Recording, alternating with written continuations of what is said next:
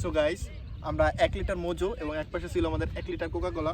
So আমরা দুইটাই জাল দিছি এবং আমাদের মোটামুটি 45 থেকে 50 মিনিট সময় লাগছে ফুলভাবে, একদম ফুল গ্যাস দিয়ে তাপ দেওয়ার মাধ্যমে। এবং আমরা যেটি দেখতে পারলাম, আমরা মোজোর মাধ্যমে আমরা যে চিনির শিরা পরিমাণ, সেটার পরিমাণটা বেশি পাইছি। যেটা হচ্ছে মেন কথা, হচ্ছে আমাদের মোজোর ভিতরে সুগারের পরিমাণ বেশি। এবং এই পাশে হচ্ছে আমরা যে কোকাকোলা, যেটি কিছুটা মোজোর থেকে পাতলা এবং এটার শিরাটা আমাদের মোজোর থেকে অনেকটাখানি পরিমাণ কম। অর্থাৎ বোঝা যাচ্ছে যে আমাদের মোজোর ভিতরে আপনার সুগারের পরিমাণ বেশি এবং কোকাকোলার ভিতরে আমাদের সুগারের পরিমাণ কম। সো আমরা পুরো এক্সপেরিমেন্ট করার পরে আমরা যেটা পেলাম সেটা আপনাদের মাঝে উপস্থাপন করছি। সো আমাদের এরকম আরও নতুন নতুন ভিডিও পাওয়ার জন্য সাবস্ক্রাইব করবেন এবং লাইক করে আমাদের পাশেই থাকবেন। ধন্যবাদ।